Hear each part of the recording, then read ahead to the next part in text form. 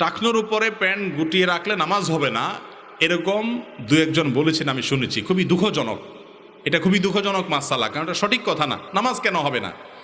বরং পুরুষের পোশাক, প্যান্ট, জামা, পাজামা, চাদর, লুঙ্গি, এই উপর থেকে যে পোশাকগুলো নিচে যায়, সেই পোশাকগুলো তার টাকনোর উপরে থাকতে হবে। সেটা নামাজের আগেও, নামাজের পরেও, নামাজের সময়ও, সর্বাবস্থায়।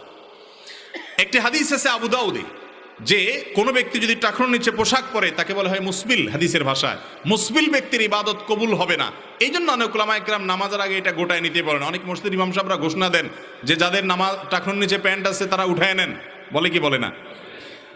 তো এটা আসলে নামাজের সাথে কোনো রিলেটেড না, বরং একজন পুরুষ তার টাকনোর উপরে প্যান্ট পোশাক, এটা নামাজের বাইরে অন্যান্য সময়ও তাকে পড়তে হবে। একজন মানুষ অন্যান্য সময় গুনাহে লিপ্ত হয়, নামাজের সময় ওই যে আবু দাউদ বর্ণিত হাদিসটা, ওটা সনদের ভিতরে কিছুটা আপত্তি আছে, দুর্বলতা আছে।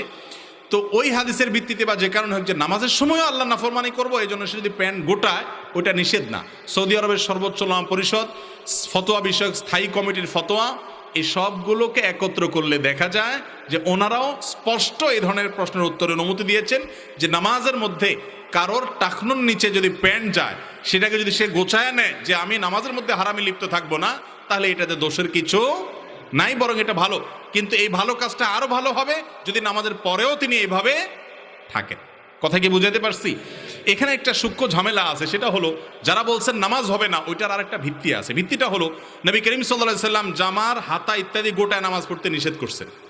আমরা অনেকে এরকম হাতা গোছায়, হয়তো ওজুর জন্য গোছাইছি, ওই গোছানো অবস্থায় নামাজ পড়তেছি, আছে না নাই? এটা নামাজের আদবের খেলাফ, শানের খেলাফ, হাদিসেও নিষেধ আছে। আপনি কোনো গণ্যমান্য ব্যক্তির সামনে যখন যাবেন তার অফিসে, তো জামাটা মেরাম গোছায় যাবেন না, বরং সব ছেড়ে ছেড়ে দিয়ে পরিপাটি হয়ে ভদ্র সভ্য মানুষের মতো যাবেন, ঠিক না ঠিক? তো আল্লাহর সামনে দাঁড়ানোর আগে আল্লাহ কোরআনে বলেছেন, ইয়া বানি আদম খুযু যিনাতাকুম ইনদা কুল্লি মসজিদ, প্রত্যেক নামাজের সময় সুন্দর পোশাক আশাক এবং পরিপাটি হও, যতটুকু তোমার সাধ্যে আছে এর মধ্যে থেকে। অতএব নামাজের মধ্যে এরকম জামার হাতা টাতা এগুলা গোছায় রেখে নামাজ পড়া উচিত না, মাকরুহ। তো এই জন্য ওই প্যান্ট গোছানোটাকে অনেকে ওইটার সাথে মিলায়, ওইটার এটা এক না। কারণ প্যান্ট গোছানোটা তো ওই টাকনুর নিচে যে হারাম হচ্ছে, সে হারাম থেকে বাঁচার জন্য, বিধায় সেই গোছানোটা দোষের না। দোষের হলো শুধু নামাজের সময় গোছাইলেন, অন্য সময় আবার টেনে দিলেন, এটা হলো দোষের। কথা কি বুঝাতে পারছি?